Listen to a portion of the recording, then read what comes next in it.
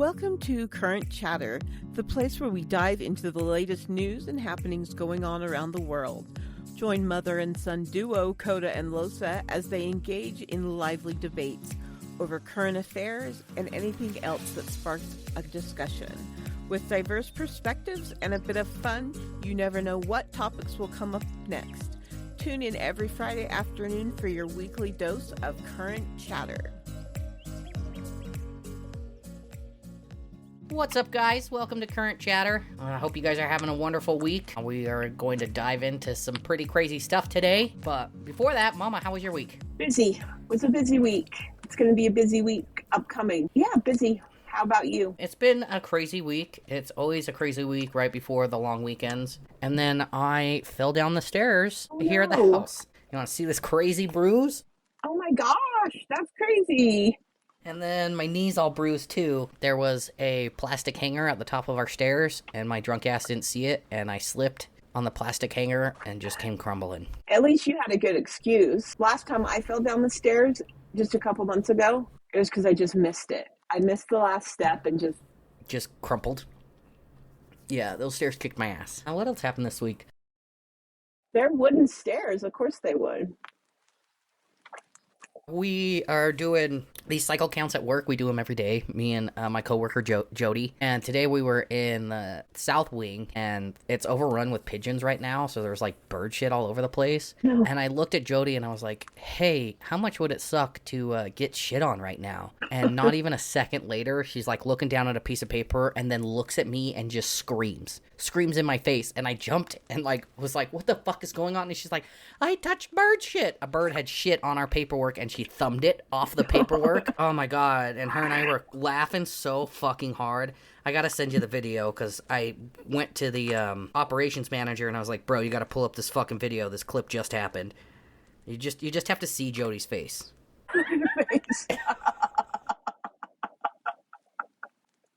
too awesome that they caught that on video. What are the odds? The whole warehouse has video everywhere, you know, like cameras everywhere, just in case someone gets hurt, we can get multiple angles of it. But oh my god, her and I were just, we were laughing so hard. Like, she's trying not to piss her pants. I'm trying to, like, stop laughing because my guts hurt so much, because I'm laughing so hard. Like, I'm getting a six-pack. I can feel them coming in.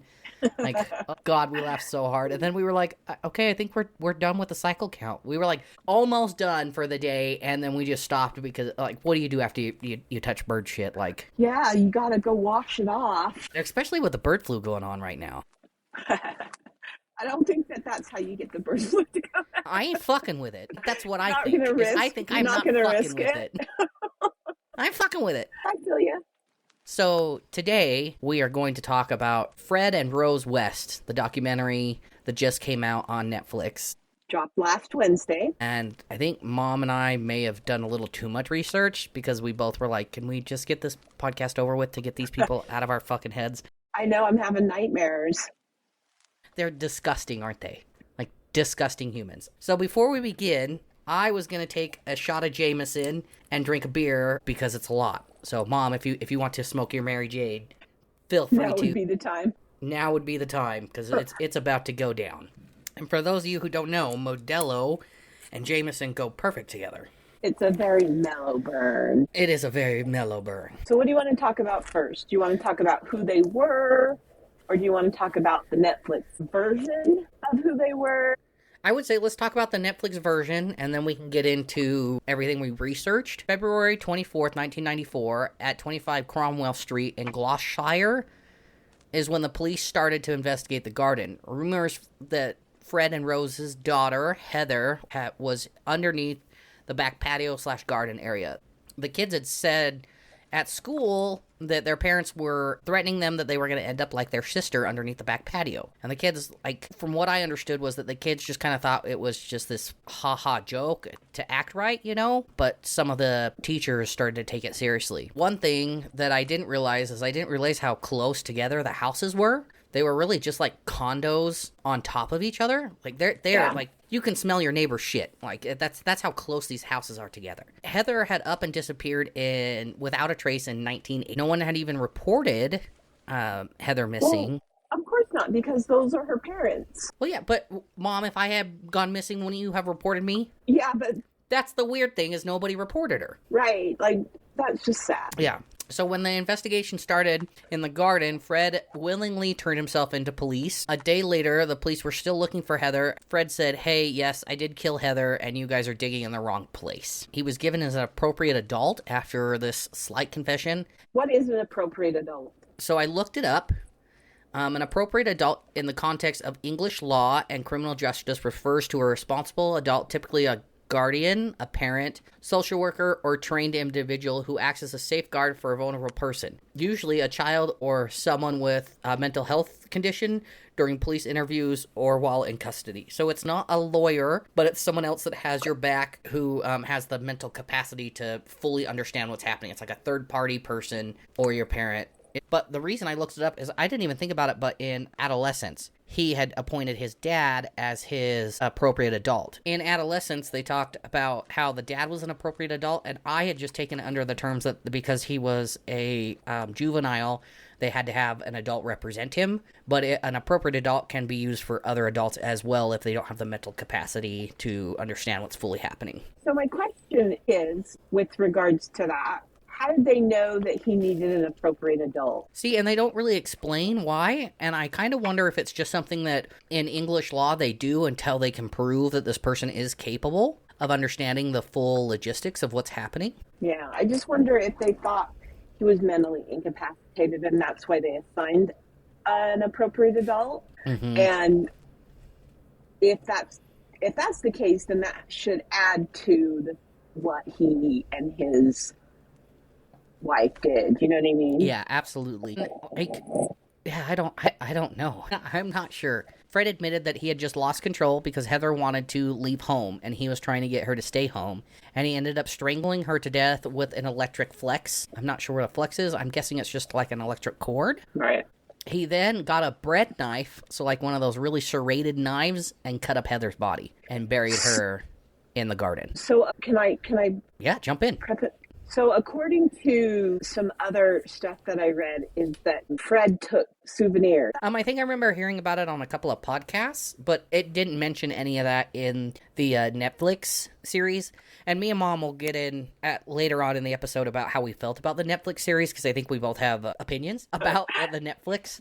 Up until then, Rose had completely denied having anything to do with Heather's disappearance or even murder. Later that night on the 20th, Fred said he was willing to show where he had put Heather's remains in the garden / under the patio. Fred was more upset about the state of his garden than he was about being involved in the death of his own child. Shortly after Fred showed the investigators where Heather was, they found human remains. They ended up putting Rose and the kids in a safe house, but she didn't realize that the safe house was bugged. The police had nothing to lose by bugging the house and everything to gain. During the episode, also, you're hearing Rose talk, and she just kind of jibber jabbers. It's not like this. You never catch her in a Compromising situation. Later on in the episode, you find that you find out that they had lodgers that would rent the top of the house to stay in. One of the past lodgers said she became friends with Shirley Robertson. Shirley said that she was pregnant with Fred's baby. The excavation of the garden continued, and at one point, one of the investigators said to another, "Hey, we have 3 thigh bones," and this is the first time that they knew they had more than one body. When Fred was asked about others being in the garden, he completely denied it. So the only thing he's admitted to up until this point is the death of Heather. We find out that Fred met Rose when she was 15, and because he was a gentleman, he waited until she was 16 to take her out on a date. He was 27 at this time, by the way. So there was a 12-year difference. Yes. Within a few months of dating, Rose fell pregnant with Heather. Investigators were able to get Fred comfortable in an interview setting, so they told him that they found more bones in the garden and asked if he knew anything about it. That's when he finally said, "Yes, I know about it, and it's Shirley's body." He said that Shirley was a girl that caused problems. Shirley and him were having an affair behind Rose's back. Shirley said she was going to tell Rose about the affair, and that's when Fred became outraged, smacked her, and then tied another flex around her neck. So he tied another cord around her neck and strangled her to death. Fred then dismembered her the same way he did Heather and said, "Well, when is this going to end? That's 3 now. Wait, no. 2. That's 2. Fucking stupid ass." So he just did. And, like, you have to remember that I think she was 8 months pregnant with his child. Yeah. So he really could have been like, "Oh yeah, that is 3 because I killed another child of mine." Which I can't imagine, like, killing your own child. Not once, He killed twice. 3 people. I don't want to get off topic again. He killed 3 people, 3 women, pregnant women. With his own And children, right? they were all pregnant with his, baby. He also said there's another girl in the garden, but he can't recall her name. They just call her Shirley's friend. One of the old lodgers described what she heard in the middle of the night from one of the children yelling for their dad to stop. She noticed that it happened several times, indicating that Fred was assaulting the children, so she left and decided not to report it. To report what was going on, because as a runaway, she didn't think anyone was going to believe her. Which I can understand where her thought process is, but what I can't understand is leaving children to experience that. You know what I mean? Because, like, hearing it is one thing, living it is a totally different. Right. And I don't know how things were in the 80s and 90s in England, but here in the States, it was hear no evil, see no evil. Yeah, and that's kind of how they made it sound in the documentary, too. And, again, I can see why she didn't say anything, and maybe it's because of the time period we grow up in now. I can't imagine not saying anything. You know what I mean? On the 27th, they took Fred back to his garden so he could show them where he buried Shirley's friend. So now they've found 3 bodies. They found Shirley, Shirley's friend, and Heather West in the garden. Finally, the police decide it's time to start digging the house, mainly in the basement area. They end up telling Fred it's because they want to be as thorough as possible when looking into everything, and they turned off the recording and left Fred with his appointed adult and attorney. His attorney asked him, is there any more bodies in the house? And Fred's words exactly were, there's a fucking load more. And that's when the episode ends with Fred writing a handwritten confession admitting to 9 killings. You know what? The craziest thing that they said, the lawyer said, was the house was full, and that's why he moved to the garden. Yep. And that just, if that doesn't send chills down your spine, I don't know what. It was chilling. It was absolutely gut-wrenching. And this, again, brought into question, how the hell could Fred murder 9 people and Rose not know anything about them? So that was the end of episode 1.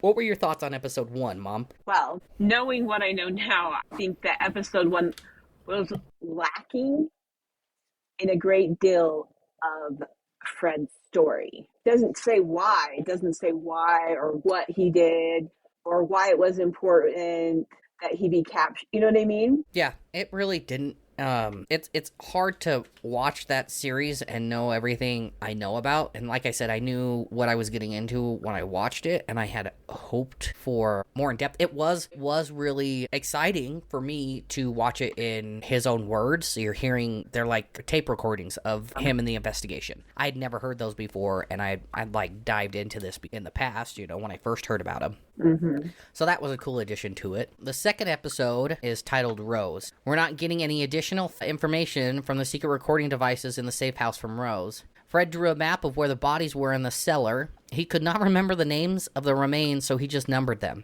And like, just seeing X's with numbers, just like, I don't know how to explain the heartache that it brings me to just, like, at the end of the day, I could be a number in someone's basement. Right? Yeah. Even with the map, they still had Fred come out and show in person where bodies were. So they had Fred use spray paint where he believed the bodies were in the basement.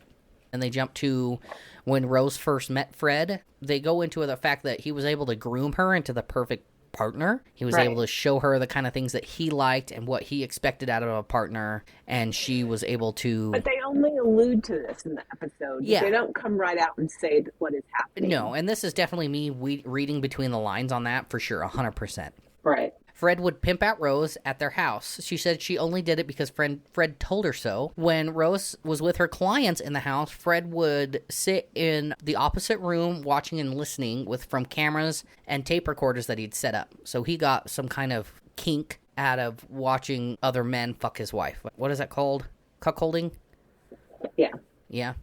I like the wide eyes, like, please don't ask me what this is called. Like, you're trying to still think I'm pretty innocent, right? They alluded that Fred would cruise in the night and look for victims, someone who seemed vulnerable. We also get to meet some of the family members of the victims during these episodes. Fred would say that each one of them had their own kinky sex, and that was it. This is what the girls wanted. So he'd pick up these girls. Somehow he knew these girls all wanted this kinky sex, and that's how he got away with what he did because it was their fault. So much of the story is missed that they could have put in episode 2. So much, right? Fred alluded to the fact that he just got this urge when the girls would upset him and he would just go after them. His biggest fear was Rose finding out that he was messing around with other people. The whole time in both of these episodes, Fred is adamantly denying the fact that Rose had anything to do with these murders. Right. So if you don't know anything about it, and last week, before Mom had done more research, she had even said, I don't know if Rose had anything to do with it. Exactly, because you don't.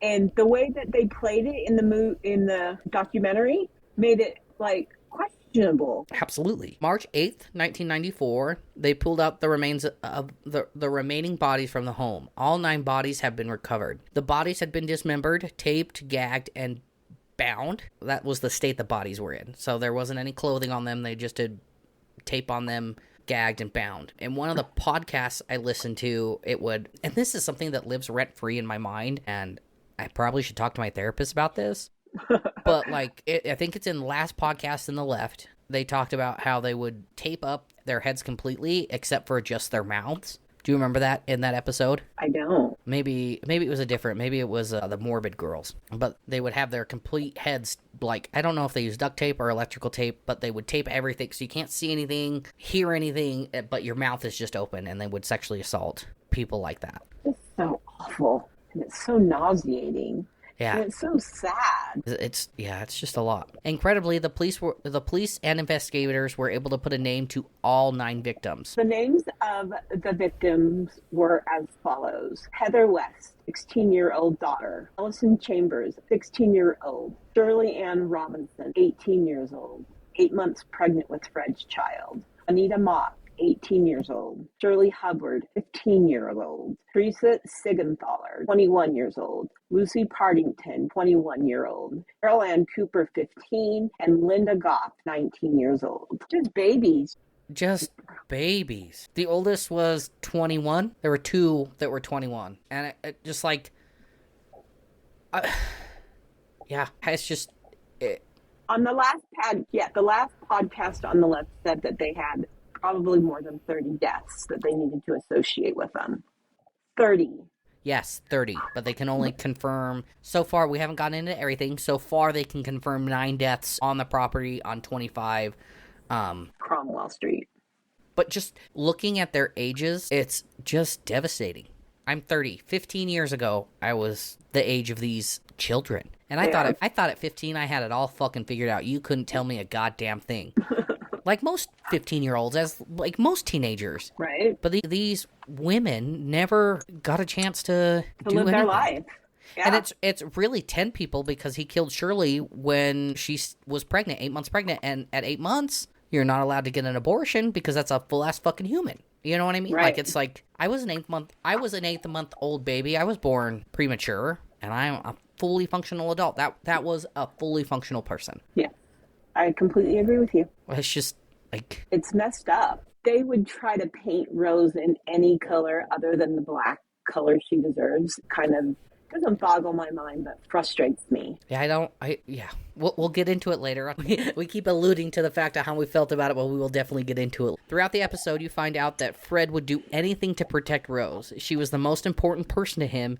He had this idea that he would go to prison and she would live nearby him and their relationship would continue without any hindrance. It would just keep going as it was. Even with that in mind, the investigators had a feeling that Rose was somehow involved. Because, again, how do you live? You have to look up the house. These houses are teeny tiny. It's tall. There's a lot of floors. There's a lot of floors. But how do you not know you're living with a mass murderer? That's what I want to know. That was a question that they made you ask in that show, though. Yeah, absolutely. By the end of episode 2, you were like, oh. What the fuck? And it's different from the Gilgo murders. Because the Gilgo murders, he never did any murder that we know of. He never did any murders inside of the house. So when they say that they found his wife and daughter's fingerprints... Rex Heuermann. Yep. When they found his fingerprint or his family's fingerprints on the bodies, they say, well, how did their fingerprints end up on these people? There's less evidence than someone in your own fucking house committing these murders. Like, how does that happen? I left episode 2 thinking, what the hell? Like, what is going on? Why are, women why are there all these bodies associated with these people they're not talking about? This is just talking about the episode. They're not talking about anything about their deaths. They're just saying they found another body. Oh, they found another body. Oh, here's another body. Right. And that's when a former nanny of the West family comes forward. Her name is Carol. She said when the news came out in 94, she went to the police straight away because the West had tried to kill her at some point. Carol lived at 25 Cromwell Street as a nanny in 72. Carol said Fred had asked her to join him and Rose's sex circle. Carol didn't want any part of it, so she left and went back home to live with her family. On December 6th, she was hitchhiking, trying to go see her boyfriend when she saw the West's car. She ended up getting into the car, and she didn't think anything bad was going to happen because they had alluded to the fact that, like, even though you left us, we're still friends, we can still be friendly, we can still have a relationship and all that. So she ended up getting in the car. She said that Rose was with Fred when she was picked up. And then Fred hit her over the head, and she was tied up, taped, and taken back to the house. Carol then said Rose sat on top of her. The way Carol said the abduction happened is how the rest of the victims were thought to have been taken by the police. It was easier to get a young lady into the car if a woman was already in the car. As a woman, Mom, would you have gotten in the car with someone who looked like Fred if it was just himself? Hell no. Would you have been more inclined to take the ride if there was a woman already in the car? I grew up with the thing of don't hitchhike because you're gonna die. You also grew up in a time right after like Ted Bundy and right. John Wayne Gacy all already came out, so you had already had that mindset of not getting into a hitchhiker car. You know what I mean? But you can also sympathize why Carol thought that she was safe, or why these other victims thought they were safe. Oh, definitely. If I was don't get me wrong, if I wasn't a seasoned hitchhiker, then... Have you hitchhiked before, Mama? No, never. Because it's dangerous. It's danger. Dakota. Danger. Don't talk to strangers. Danger, Will Robinson. You don't know that reference, do you? Yeah, I do. I do know that. Anyway, I would have felt more inclined to get into a car with a family, or if there was another person in the car. Yes. Yeah. There's just this like sort of safety that unfortunately that people who identify as female feel safer with other females. They're just this underlining safety that it's that motherly intuition, or that I don't know how else to explain it. It's just this safety you feel around a woman or a female presenting person versus a male presenting person. Nope, I agree. Carol goes on to explain how both Fred and Rose undressed her and assaulted her. And the episode doesn't go into great detail of how the assault happened. She says that she was led onto a mattress on the floor, and I'm assuming it was this dirty, dingy, disgusting mattress. Yeah. Like, has anybody seen Hellraiser, the original Hellraiser? Such a good movie. Pinhead. There's a dirty mattress in that just makes you kind of go... Your skin crawl. Yeah. Fred had told Carol, when we are done with you, we're going to kill you. But somehow Carol was able to escape. And Carol filed a police report in 1973. Somehow, Wes got away with a fine. And the fine was for 25 pounds, which is $33.56 in US dollars. That's crazy. So frustrating. It wasn't even $50. Isn't that sad? Somebody's safety, somebody's security costs so little. Less than $40. Less than $40 these people got away with this. And if they had... And I'm not trying to put any blame on their government or the way they do things, because our government also does things incredibly horrible when it comes to the legal system. So I can't put any blame on the English law. Right. But if they had taken the time to really investigate what was happening in between everything, I think Fred and Rose wouldn't have gotten to the point that they did, don't you? Definitely. The investigators had called this Fred and Rose's practice run, and I'm putting quotations under practice run, so they knew better how to get away with this in the future. All the evidence the investigators are looking at a pair of sexually sadistic predators, not one, but two. The episode ends with Fred saying, "I have not and still not told you the whole truth about these matters." I just thought, as somebody who didn't know anything about their story, I just felt very lacking at this point. It was definitely lackluster. Right? Like I can see why it would be hard to continue on to episode 3, because there was nothing that was like fully pulling you into this series. Exactly. Nothing pulling me in, making me care about the Fred or Rose, or God forbid if you had some sympathy for those poor victims. Yeah. But nothing pulled you in and made me want to necessarily turn on episode 3. Yeah. And I'm so glad you decided to look into them more after that, even though you had just seen all this, because these people are disgusting, deprived, horrible individuals, but you don't get that sense from these first 2 episodes. Yeah, exactly. Okay, so episode 3, the trial. Early on, the murder squad drew up a family tree, a big family tree, to find out who was missing. That's when they realized that Fred's first wife, Catherine Costello, they called her Rena for short, is missing, and also her daughter, Charmaine West. Right. Fred told investigators that Rena was in a field in a place called Kempley. That's where she was buried. And he pointed them to a tree, and that's where they ended up finding Rena's body. Later on in the episode, he leads them to Anne McFall's body. So they had 9 in just the house on Cromley, and then they have Rena, so that's 10. Their daughter Charmaine is missing. That's 11. They don't say anything else about Anne. Just that's what upset me, is they don't give these victims the time of day that they deserve.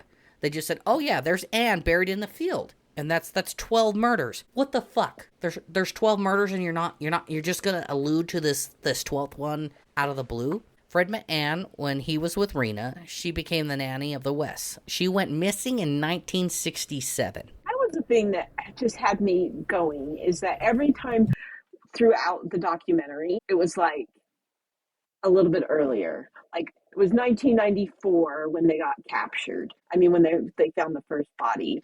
And then it was like 1979 was the first body. And then another is 1972. Yeah. The Carol issue. And then it was 1970, and then it was 68, and then it was 67. So what they were doing in that series was going backwards. They were taking you from the last murder of Heather and taking you throughout all of them. And if you don't know the story, you aren't going to comprehend that fact. You're just seeing these crazy chopped up timelines. Right. But according to the timeline that I'm reading and the timeline that I know of, Anne was probably not Fred's first victim, but one of the first suspected victims. Because again... Of the couple. No, Anne wasn't part of the couple. Anne was just out there. Yeah, they definitely go backwards in the series of when everybody left. But again, you're not going to know that unless you know what the fuck is going on. When it came to Charmaine West, so Fred's first daughter, Fred said he didn't know what happened to her. Charmaine lived with Fred and Rose at an older address on 25 Millen Road. So the police began to search the home on March 20th, 1994. From February to March, they already know there's several more victims. So just think about that timeline. That's within a month. They already know they went from 1 victim to 12 victims in just a month. That's crazy. It's crazy. Fred took the police to the back of the house, and he showed them where Charmaine was in the middle of the foundation. He literally cut into the foundation and put his child in the foundation and just left her. She was 7 or 8 years old at the time she was murdered. So sad. Baby. Rose apparently used to abuse Charmaine. Rose used to make Charmaine stand on a kitchen chair with her hands tied behind her back for hours on end as punishment. When Fred is asked if he killed Charmaine, all he said was, "No comment, no comment." Anytime they asked him any question about Charmaine or how she died, all he said was, "No comment." At the time Charmaine's death, Fred was likely in prison for a petty crime. It doesn't ever allude to what the petty crime is, but I think it was vandalism or theft. I think it was theft of tires or something like that. Yeah, exactly. The only other person that could have killed Charmaine during this time was Rose. Rose was looking after her while Fred was in prison. So you can kind of piece together where Rose is, kind of in the third episode. Again, they're not really kind of pointing Rose toward anything. She may have done this, she may not have. We're going to leave it as a gray area for right now. And then it jumps to Fred and Rose's oldest son.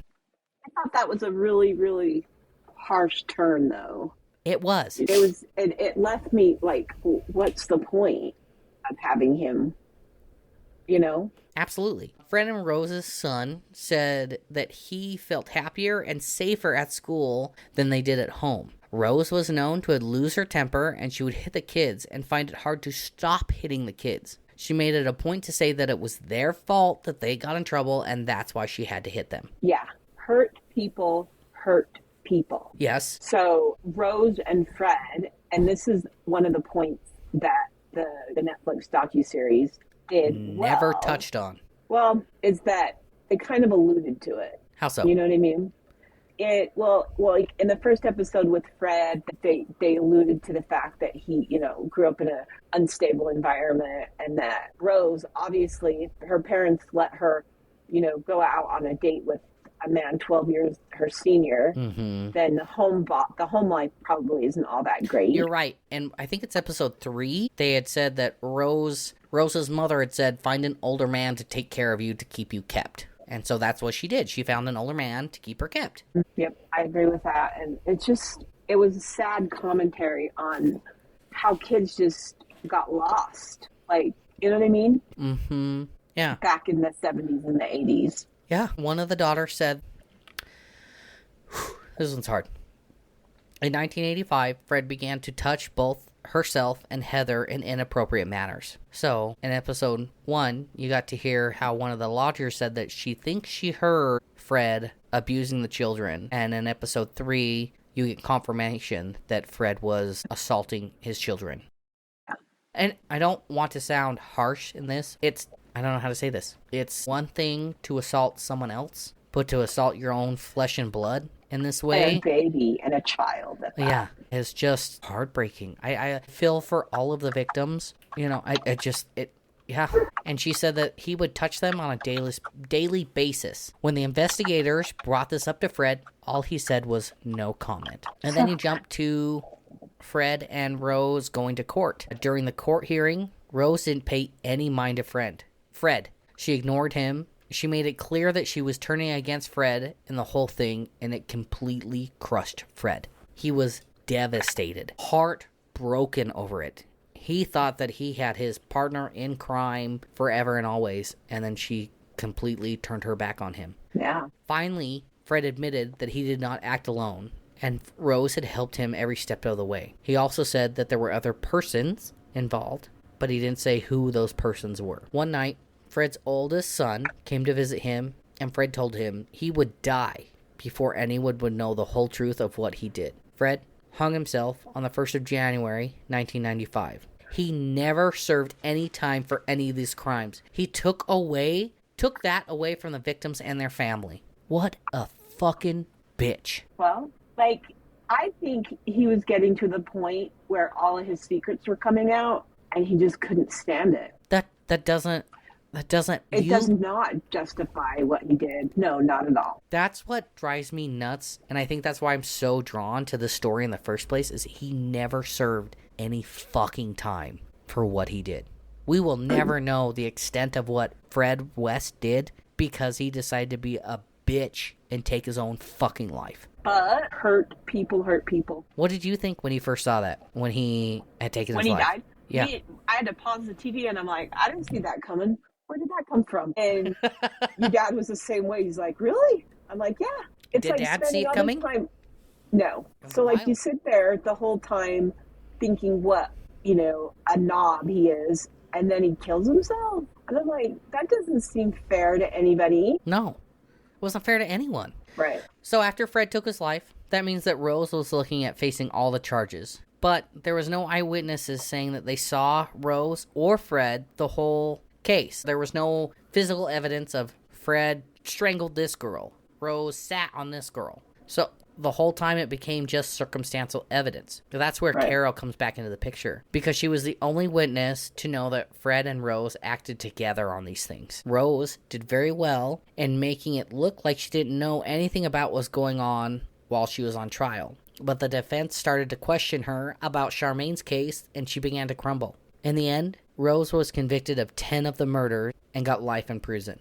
Rose is currently serving a life sentence in HM Newhall. She continues to maintain her innocence. She is 71 years old. Even after all this time, she maintains her innocence. Who is that messed up in the head? Who is that messed up in the head? There's no real justice for these people in this whole thing. Because Rose never, ever said, yeah, this is what I did. This is what fucking happened. She, like, the fact that she keeps denying this doesn't give these people the peace that they deserve. And in the episode, they allude to the fact that, yeah, they got their peace. They got to see the garden that their families were buried in. It was a beautiful garden because Fred kept it up. And it's just like, fuck you. Like, these people are not going to get the peace that they want. And that was the end of the docuseries, and left you just sitting there thinking. It was really lackluster. And I wonder if it was only lackluster because of what I know. No. And Mom, you've done some deep dive. You read some articles and listened to some new podcasts. What is your take on this whole thing? Well, I think that Netflix, if they're going to do a documentary, they need to do better. Why is that? Because they didn't even delve into, it was a drop in the bucket to what Fred and Rose were really capable of doing and have been proven that they did do. Yeah. And for the Netflix docuseries to make it sound like maybe Rose wasn't involved, when Rose was part of the mastermind on some of these early deaths, like the death of Charmaine. Mm-hmm. Can I talk about that? I'm not. Yeah, go for it. We're completely. You're free to talk. I am done with my spiel. The death of Charmaine. She killed that 7 or 8 year old, and then stuck the body in the cellar to wait until Fred got home from his jail stint to bury the body. And then he dismembered the body. Didn't pay it any fucking mind. She knew that there was this child.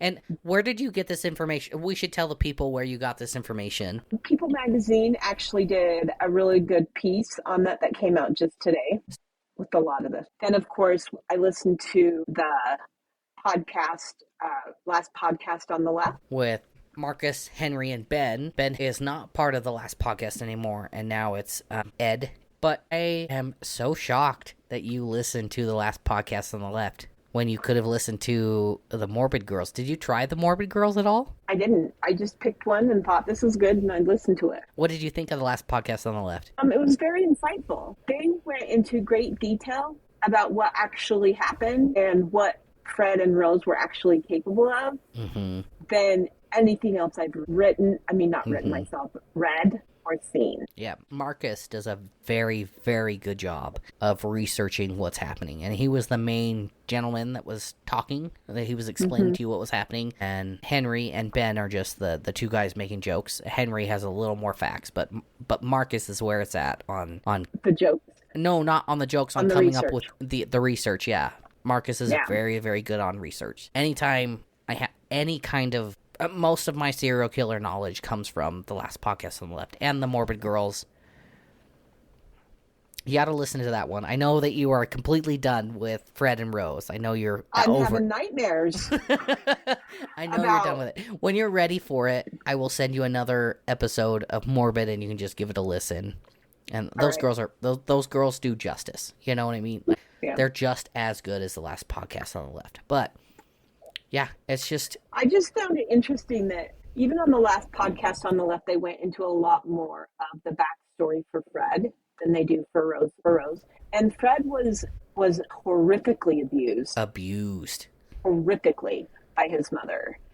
And he was called a mama's boy, but that didn't even begin to cover it. He was a mama's boy that fucked his mama. was molested by his mother, lots of head trauma, lots of lies, and just he grew up in a sick and deprived environment, and that caused him to be sick and depraved. Yeah, absolutely. Absolutely. And then you get kind of into Rose's background, and from what I remember, she may or may not have had relationships with her father, correct? I don't remember seeing any of that in anything that I read. I may be mixing it up with other podcasts. She definitely did not grow up in a stable home. No. That what they alluded to was that at 14, 15, when she first met Fred, that her parents made it seem like it was okay for her to shack up with a guy 12 years her senior. What would you have done if I'd come to you and said, hey, I absolutely love and adore this person. Let me tell you their age when I was her age. Oh, that's a tough one. I would say go talk to your dad. I would be like, yeah, this is a daddy problem. I love you. I'm not fucking touching this at all. I don't want to play with this one, yeah. And then I would you must love that person if you're willing to introduce him to your father, and after they know that there's such an age difference. You know what I mean? Mm-hmm. Yeah. But that her parents seemed to condone her relationship made it all the more deprived. Such depravity. Like, I'll link in the show notes of the other podcasts I've listened to about Fred and Rose. And it just, like, it paints this whole picture of just, again, depravity that these people had. And then, like, I am never one to kink shame, but this was just... This is beyond that, though, Dakota. Yeah. Yeah, this was sadistic, disgusting behavior. Like... Yeah.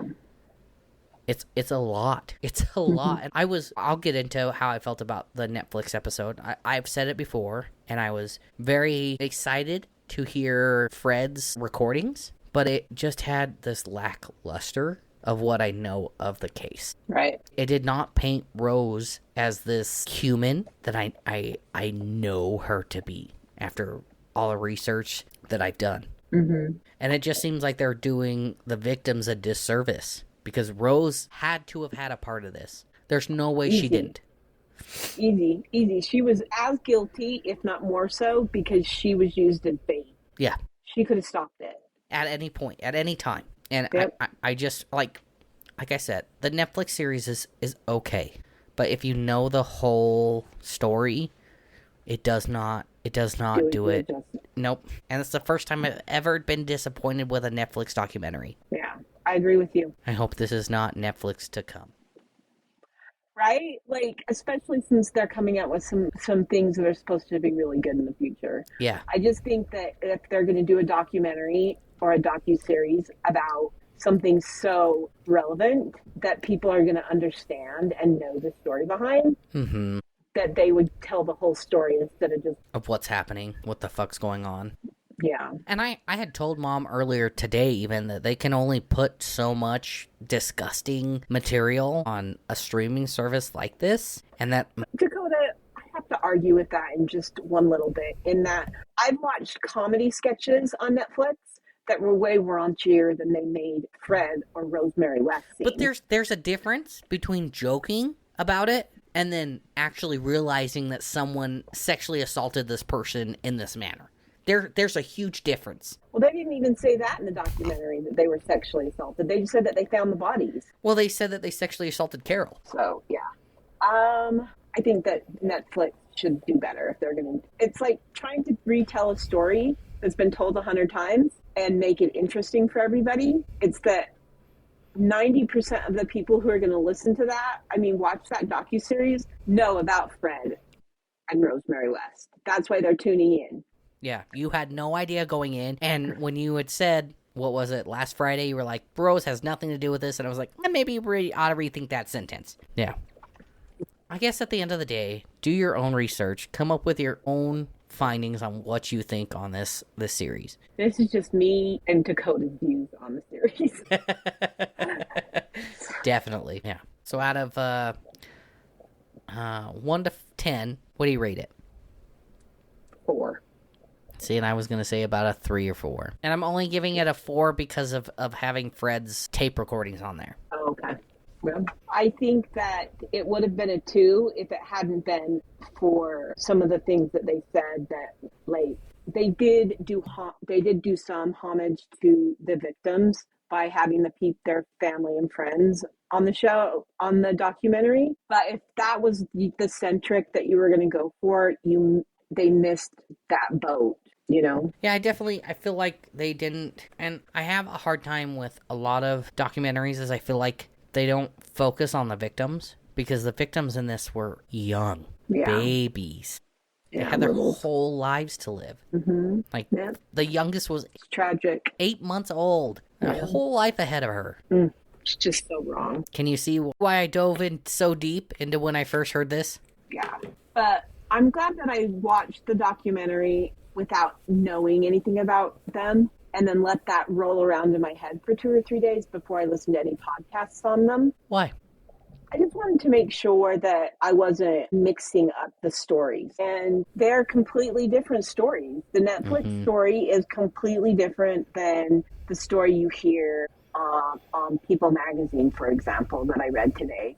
That went into some detail. And how, also, Rose got moved prison several times. Yes, she has been moved several times because she keeps getting death threats because of what she's done. Can you blame people, though? I wonder, like, why they don't have the death penalty in England. What's up with capital punishment? I would like to know what capital punishment is in.